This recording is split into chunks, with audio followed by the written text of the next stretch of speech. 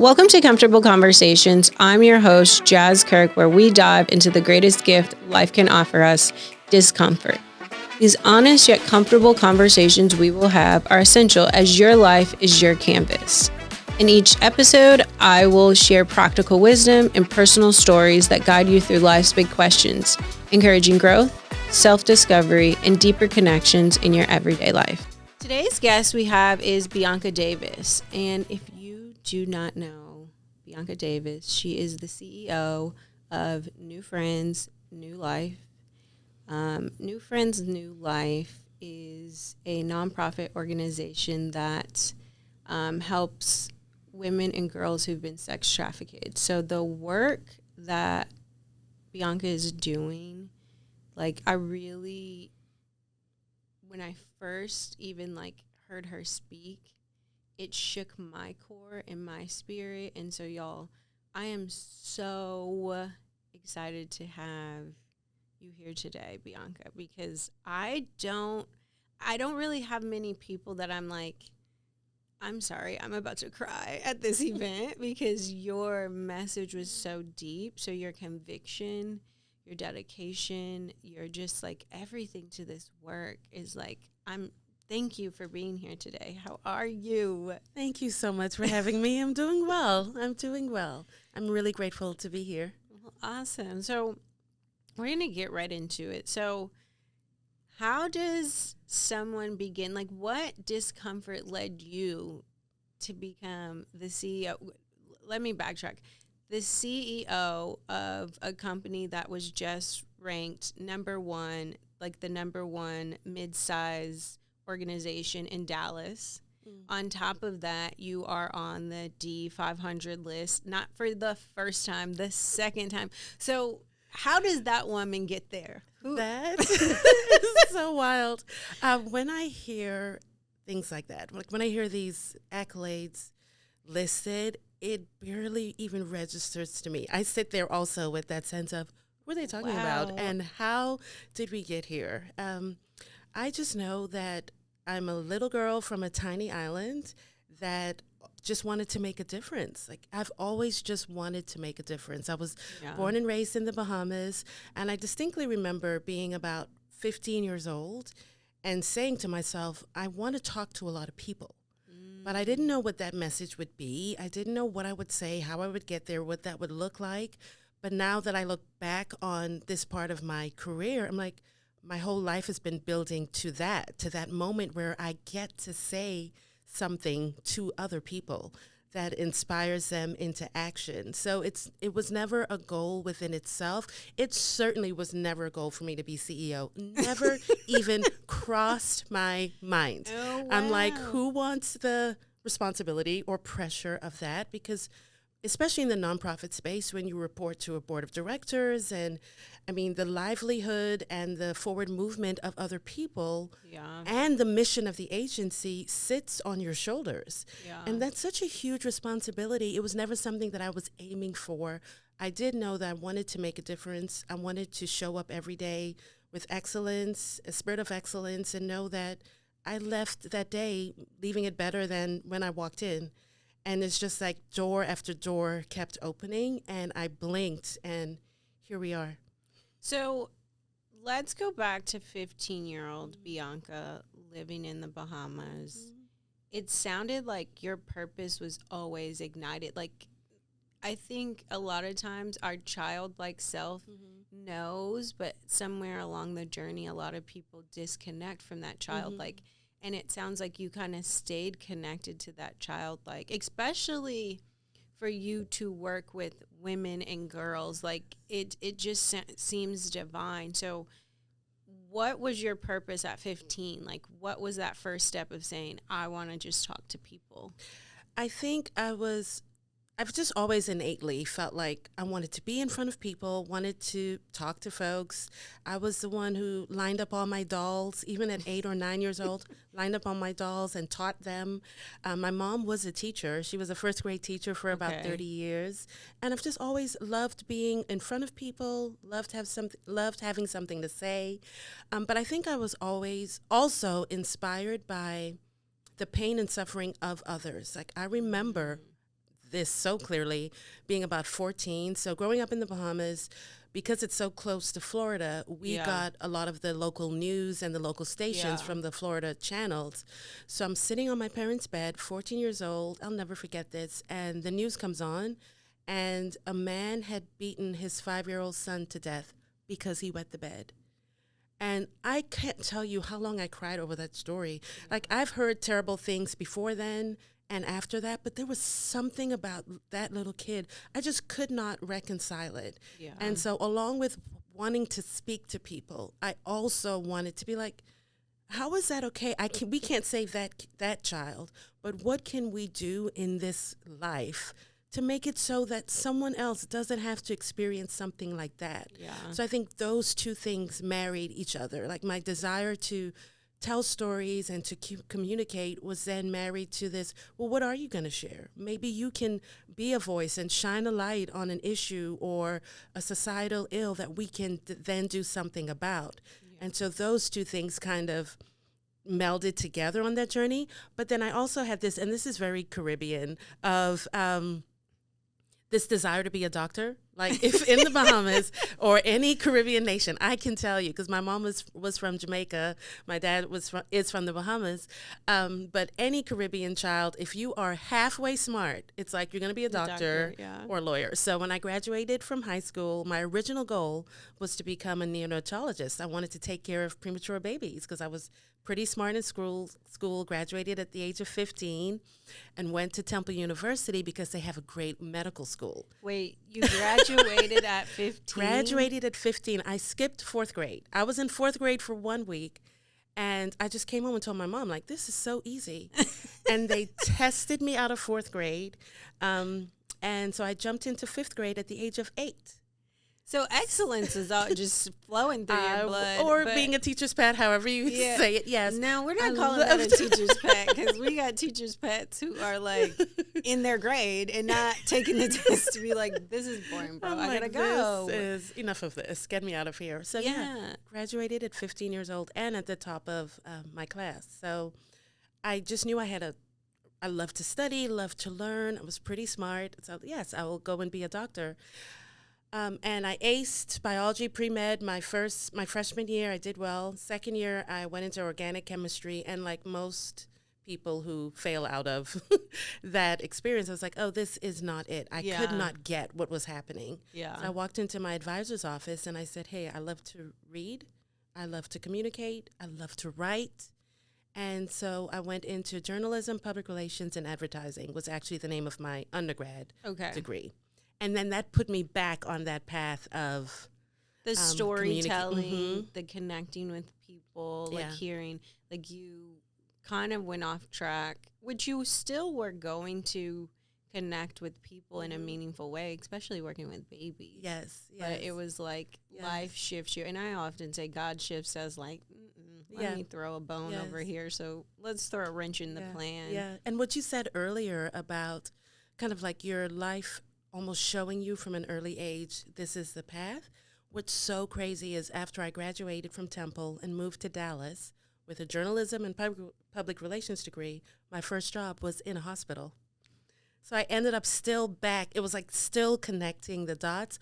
I had a vision of working in a hospital, but I thought it was going to be as a physician. And it turned out that I was still going to be in a hospital, just in communications. So I spent 9 years in communications in a hospital here in Dallas and saw all of the surgeries and procedures and walked people through the hardest times of their lives, the scariest times of their lives, and still was able to use my skills and gifts on that journey in that environment. I loved the healthcare years. I think it really shaped me as a leader. That sense of empathy, compassion, because as I mentioned, you're there when everything's falling apart. If you're not there to deliver a baby, then everything else is something you don't want to be there for. So I learned so much about how to communicate, how to have a heart for people, how to see beyond what they're showing you, because what they show you is fear, anger, all the things. But deep down inside, they just want to be okay and they want to go home. Yeah. And how do you help someone do that? That is powerful, because I feel like you don't hear nowadays. I feel like sometimes the healthcare workers are more stressed out and burnt out, and like I didn't know they have communication people within the hospital. So this is like educating me to know like there's someone there, and like you also got to just really be like I said, a storyteller and pouring into people. Yeah. So how do you go from that position? So what becomes the next very impactful, like you're doing you're serving every step of the way that you're going, but what becomes the next position for you? So I started out as a patient advocate in the hospital. And so if there was an issue or a problem and the person's like, I want to talk to the CEO, in walks me. And at that time I was 22 and I immediately had to learn how to connect with people. So wait, Yes. they want to talk to the CEO and you walk in, not the CEO. Not the CEO. But the person in charge. But do you understand how, like, how old were you? I was 22 when I started like, as a patient you were advocate. bred to be the CEO. Like, how you, what? Yeah, because they're walking in like, I want this problem fixed. Either my physician's not treating me well, in their mindset, or the nurse didn't give me my medication, whatever the issue is. As a patient advocate, my goal was to de-escalate and solve problems. But just think of how wide of a bridge you have to cross in that moment, because they literally want to see someone who can fix it, and they don't think it's you. You walk in and they're like, okay. But you walked in with such, like, just you had to walk in with, like, power. Yes. A lot of grace. Yes. I think more than power, it was the compassion. Yeah. It's just like I see it. One of my favorite interactions was shortly after, maybe about 2 years into my journey, my grandmother passed away. And so she lived in Philadelphia at the time. And so I go to this service, all of that. And I'm at work going up to a patient floor. In walks a little kid. He's probably be about 10. And he's wearing a UT Texas baseball cap. And just looking kind of down. So as always, I speak. In the elevator, I'm just like, how are you? And he says, well, I'm not doing so well. He said, my grandmother's really sick and they don't think she's going to make it. And I said, man, I'm so sorry. I know exactly how you feel. And I said, you just make sure you tell her you love her, right? And I leave.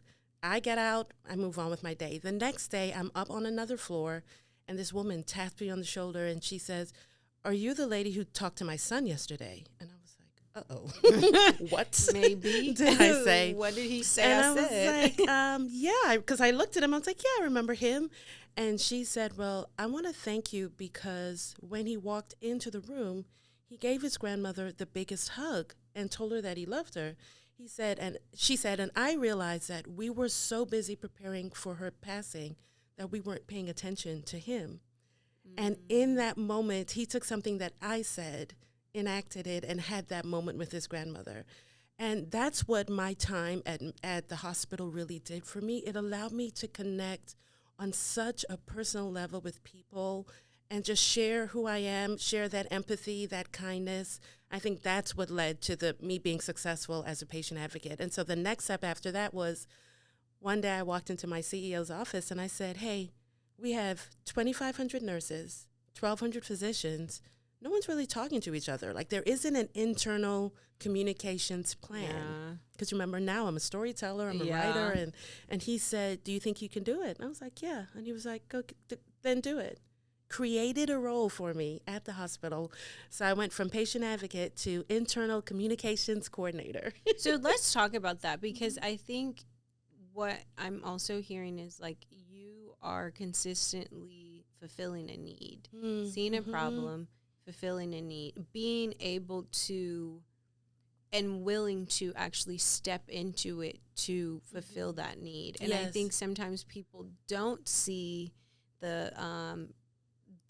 they see the problem, but they're not willing to step in to fix it because of the work that's required, the disorganization or anything. So how do you really help people understand like that is where the impact, that's where you really grow and evolve? Yes, I think you just said it. Like solving a problem is how you make a difference. And talking about being in the CEO role that I was never really aiming for, I learned very quickly that there are certain things that you can't do that's only available to you in this seat. Yeah. So I had to embrace that because that's the open door to solve the problem.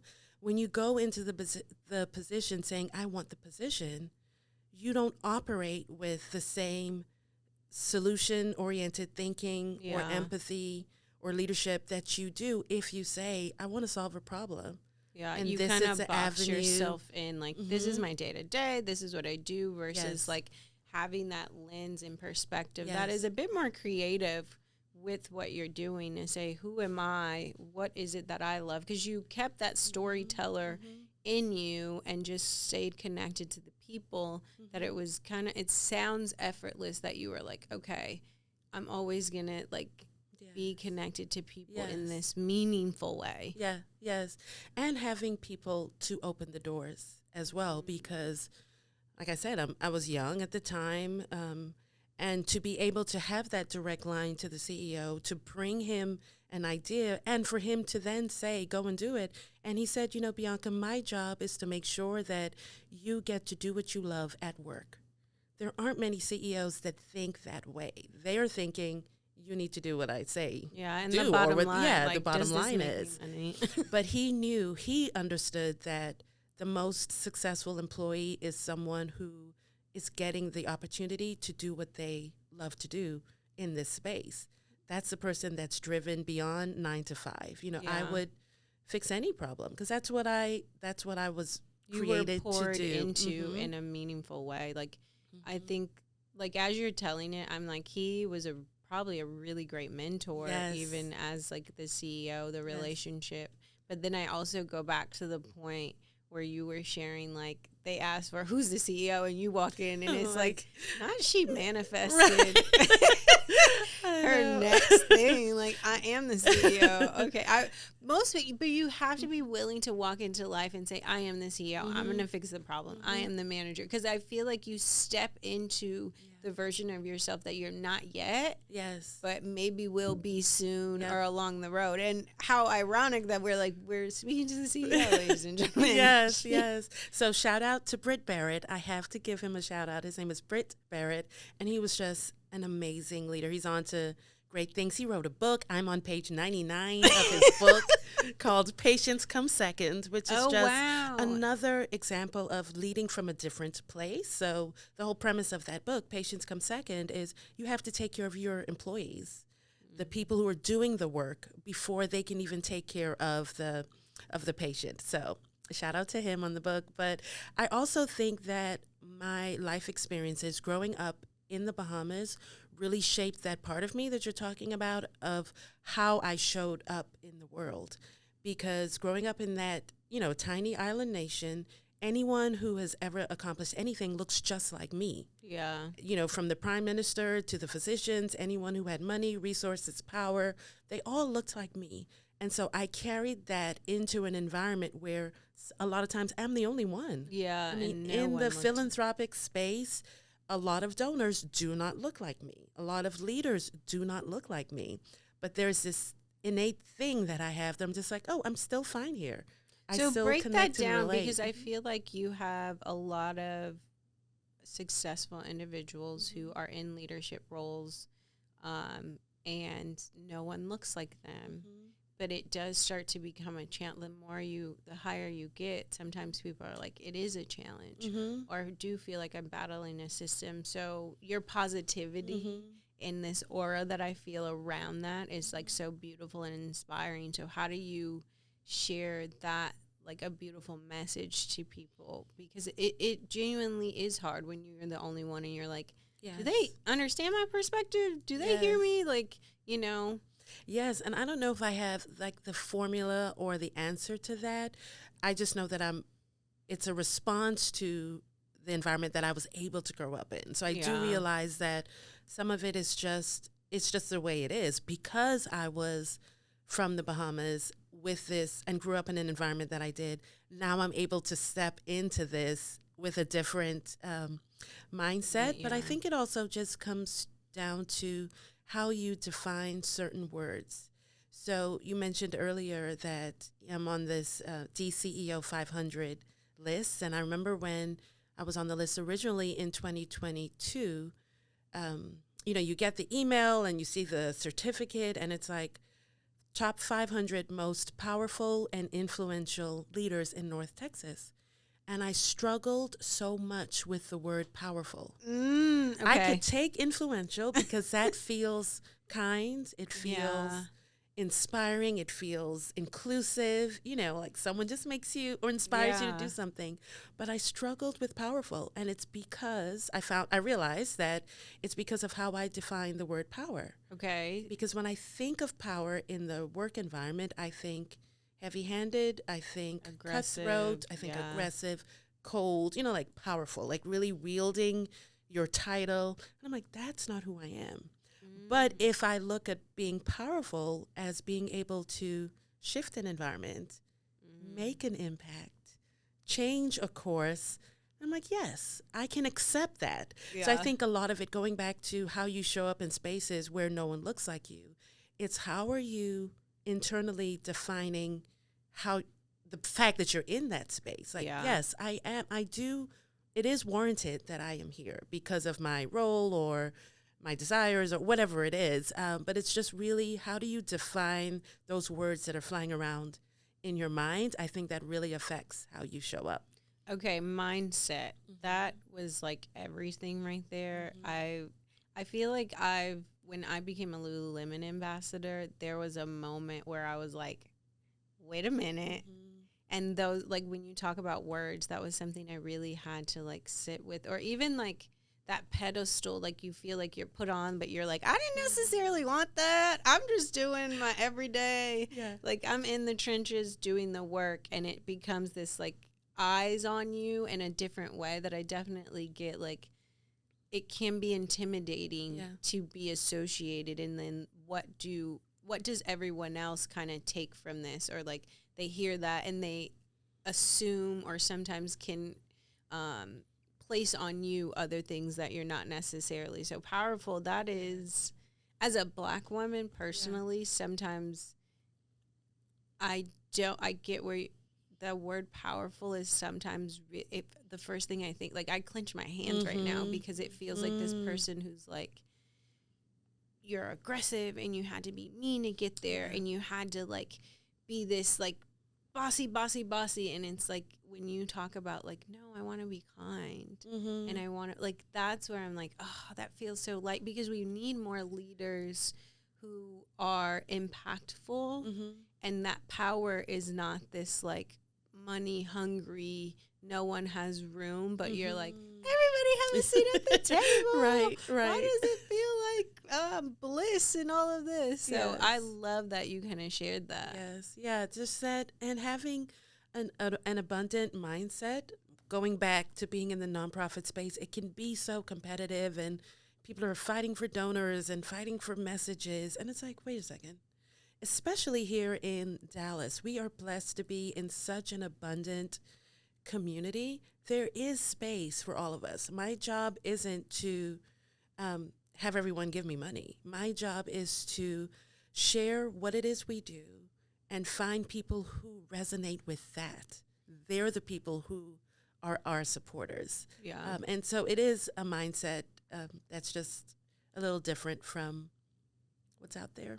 So let's talk about New Friends, New Life, because the work you are doing, the work your team, the organization is doing is so impactful. Like, talk about how you got there. Like, did you start as the CEO? Like, what? Lead us there. Yes, I'll tell you that journey. So after 9 years at Medical City, when it was just time to move on, I put out a feeler, made a phone call to my friends in the nonprofit space and just said, hey, if you hear of anything in the nonprofit world, I'm interested. Yeah. And I get a call and they're like, well, this local domestic violence agency, very well known and very well respected and has such longevity in the local Dallas area, was looking for a development director. And I'm like, wait, no, I didn't mean all of that, because that's a big job. And, I'm new to that. But I go in and meet with the CEO. We have a 3-hour interview. And I think 2.5 of those hours, I was probably just telling her how this sounds great, but I don't think I can do it. And at the end, she was like, okay, meet me to watch this golf tournament. And then within a week, she was like, you're my development person. Because she saw that thing, going back to being around other leaders who open doors. And that's one legacy that I would love to create. When I'm interviewing people, I'm like, what is that thing that people saw in me that I now in this position get to see in someone else and say, let's go. Yeah. Like maybe it doesn't exactly fit the job description, but you see that innate thing. So I started in the nonprofit world working for a domestic violence shelter, leading the development efforts. So once again, that's grant writing, storytelling, planning special events, and really fell in love with that role and stayed there for 7 years. Okay. And so what I learned is that domestic violence, it comes in all forms, and there's so much synergy between survivors of trauma like domestic violence and survivors of sex trafficking. You know, it's very similar, where there is a lot of manipulation, emotional abuse. Of course, there is physical assault and all those things. So when the opportunity came, New Friends, New Life was looking for a chief development officer. So someone to really elevate the agency that started at that time. It was 20 years old. So New Friends, New Life started now 26 years ago. So I was not the founder. And shout out to the amazing women who saw a need and said, we want to create an agency that supports women like this. And so I came in as Chief Development Officer for the first 2 years, and then right in the height of the pandemic, was promoted to CEO. So that was my journey. But what I love about this agency is the heart behind it. So 26 years ago, there was an exotic dancer who walked into a local church and said, can you help me?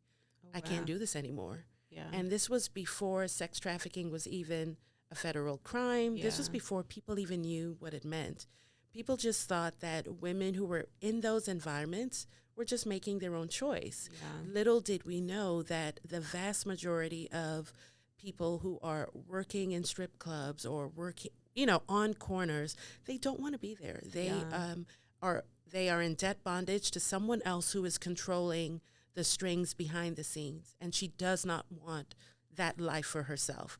So New Friends, New Life was started 26 years ago to help women who are escaping those environments of trafficking and exploitation and helping them really restore their lives. And so we focus on 3 main areas. We look at her immediate needs. Where are you sleeping? What are you eating? How are you taking care of yourself? Then we look at her counseling needs. How do we help her unpack that severe trauma? So many survivors of trafficking have witnessed or experienced childhood sexual abuse, domestic violence. And then we look at her economic empowerment needs. How do we then reintroduce her to the community where she can get a job and provide for herself? And so it's just a beautiful, beautiful community and story of restoration. The women and girls we serve are so brave and so funny. I think if you just even knew how funny and just real they are, they all walk in and the invisible question they're asking is, are you for me or not? Like, are you going to leave me and mistreat me like everyone else, or are you going to be different? And so New Friends, New Life is an answer to that question. And of course, the answer is, we're for you. But it also sounds like you guys are, it doesn't sound like this is what you're doing. You're helping rebuild someone, and you're not just rebuilding them. You're not just saying like, here's all the tools and resources. You're like, no, let me show you how to use them. Yeah. And if you don't know how to, we'll go even deeper. We'll go 3 levels deep with you just so we know you're good. Right. And realizing how hard it is to change your life. Yeah. When I think of, I'll never forget, one day it was like we had a monsoon in Dallas. It's just rain coming from everywhere, immediate flash flooding. And I'm looking out the window, and there were women who were coming to the office because there's a bus stop that's nearby. And they are like sloshing through the rain, coming off of a bus, coming to the office. And I'm like, would I have that fortitude? Or would I look outside and be like, I'll do this another day? Yeah.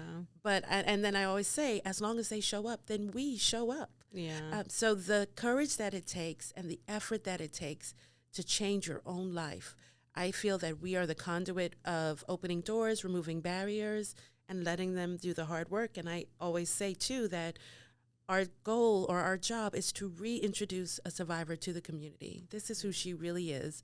And what you find out is she's just like us. Yeah. Like there's no true difference. When I first heard you speak at the your annual luncheon this year, you talked about manipulation, and that was something I experienced in my relationship, and it really broke my confidence in a way that I was like, oh my God, like that's why I was in tears, because people don't realize someone can manipulate you in a way, and then you wonder. I think you also brought up the idea of like people blame the victim. Yes. And it's like in that moment I was like, I could be a victim, because someone can, even the person that you think has all the confidence, someone can come in and manipulate you in a way that you don't even realize you're being manipulated, because it looks really pretty. Yes. And it checks all the things that you think you want or you think you need or your safety. And then next thing you know, you're like, oh my God, fearing for your life. So can you really help people really understand that manipulation in general, but like what victims are really dealing with? Yeah, I think what you shared earlier about this conviction that we felt it. I think it was like 1,000 people there. How many people were there? 1,200 people. Yeah, we felt it. 1,200 people. And I think it was a moment of conviction where I was just like, listen, every time we as a community start the question with, why didn't she or why did she, you're asking the wrong question. You're blaming the victim. We're making it seem like she just made a choice, or if it were you, you would have done something differently. But like you said, it happens so subtly, and you don't even realize it. This is someone you care about, someone who says they love you.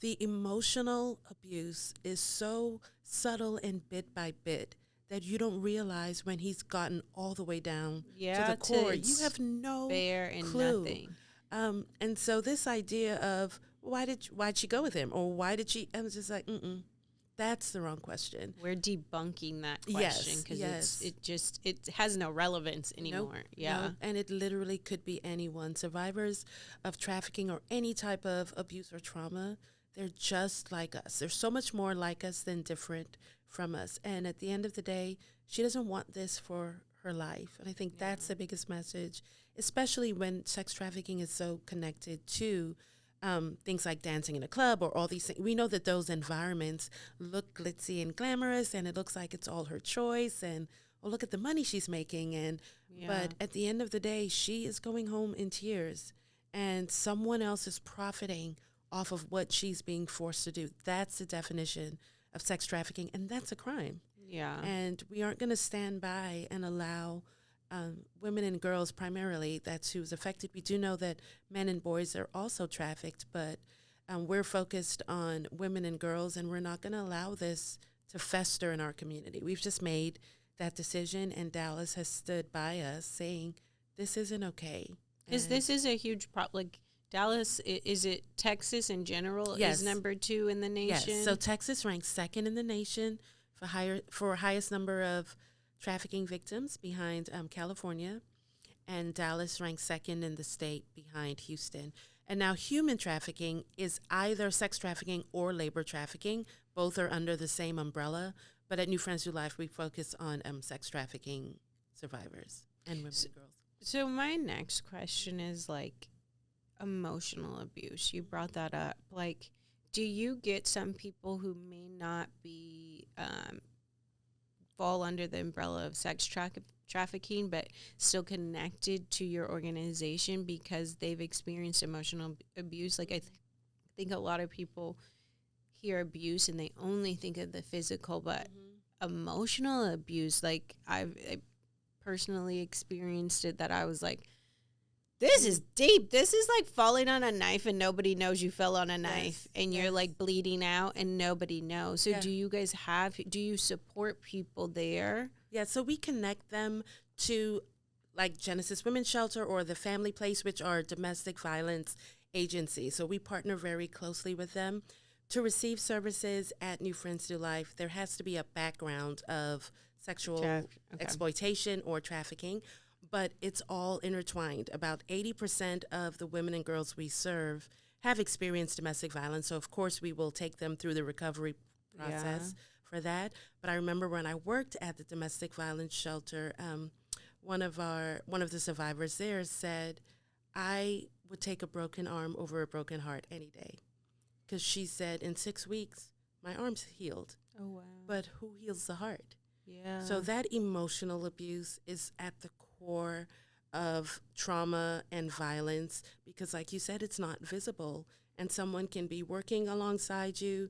They can be on the bus next to you. They can be in your family. They can show up at church and they look fine and their world is falling apart. Yeah. And so emotional abuse is like a thread that runs through all, major forms of trauma that people experience. Because you also don't want to, you start to blame yourself a little bit. And then so it becomes this mask of like, no, I'm good. Yes. And it's like, no, I'm not. And just like you're saying with the people you guys serve, like you do hear like, okay, she's a stripper and she did it to put herself through college or this or that. But that's like one unicorn story.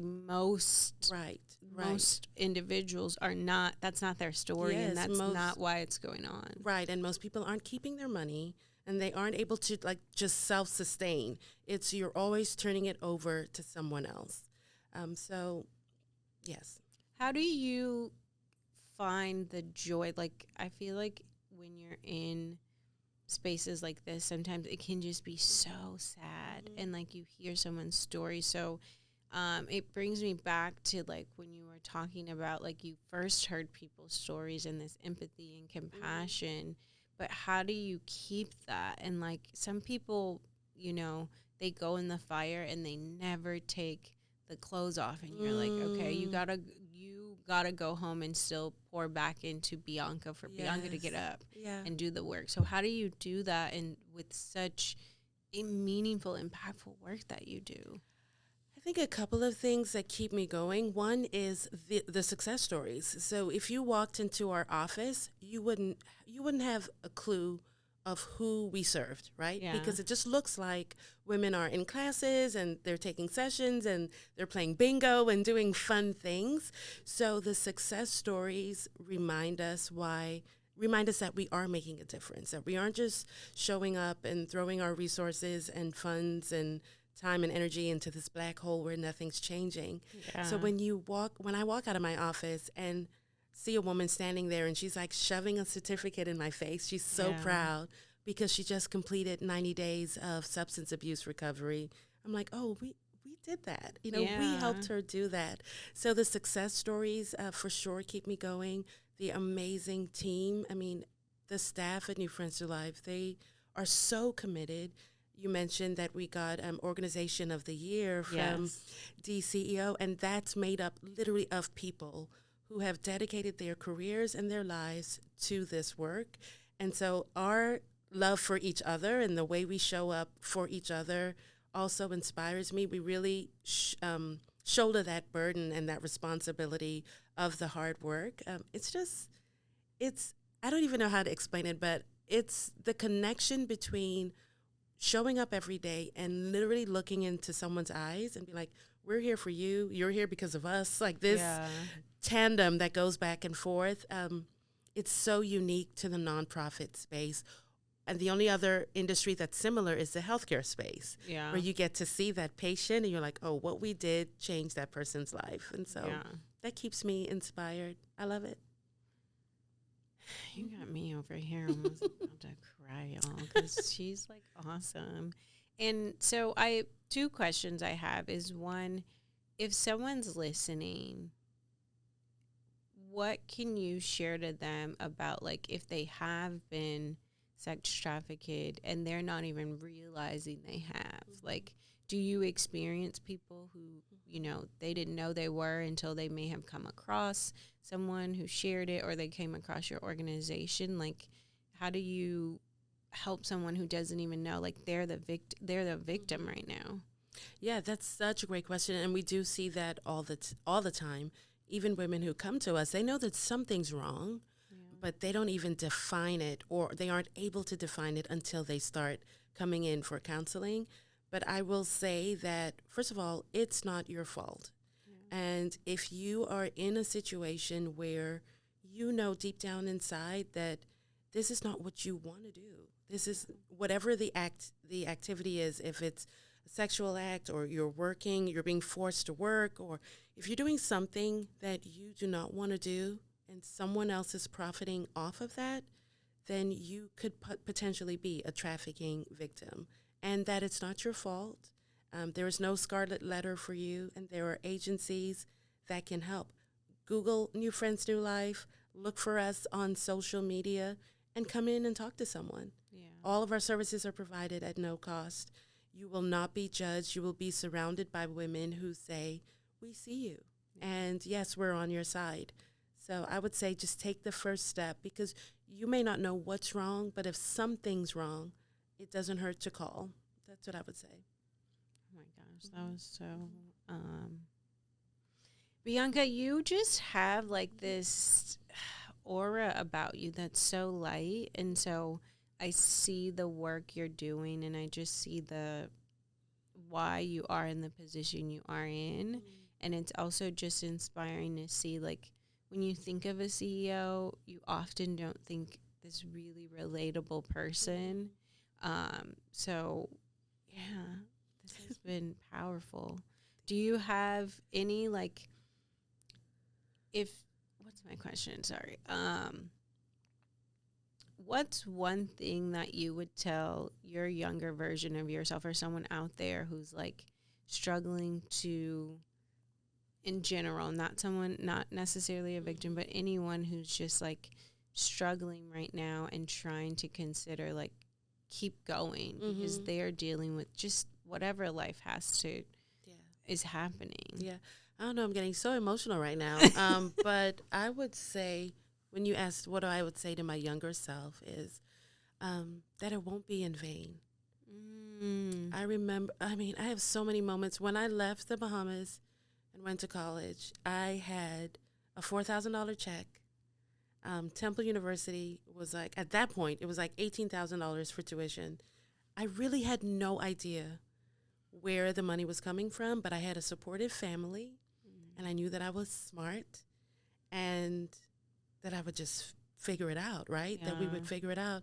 But there were semesters where my classes were all dropped because I didn't have the tuition, and I would just show up anyway. I just kept going to class. Oh my gosh. And then at the end of the semester, when either there were people who would show up at my parents' home and just give them money and say, put it on Bianca's tuition, put it on Bianca's tuition. And then I would have to go and find all my professors and say, hey, remember me?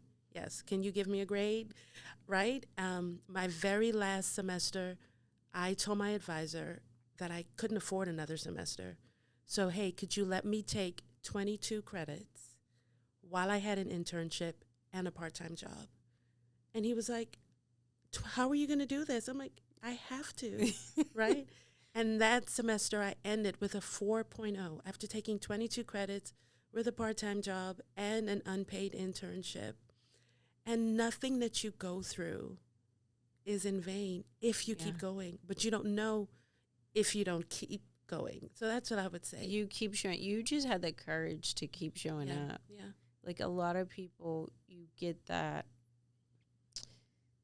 Your specific situation was like, hey, you can afford to do this. Where you're like, but you gonna see me. Yeah. I'm like, I'm gonna do it. You'll still see me. We'll figure it out. I'll get the education one way or another. Right. And I think that is just like so powerful. Yeah. That is like, you got me tearing up. Y'all, I'm telling you, this is the second time she cry just from speaking. Like, it will not be in vain. So, Bianca, thank you for joining us today. Thank you for sharing about New Friends, New Life. Thank you for sharing your story with us. Thank you for being a storyteller.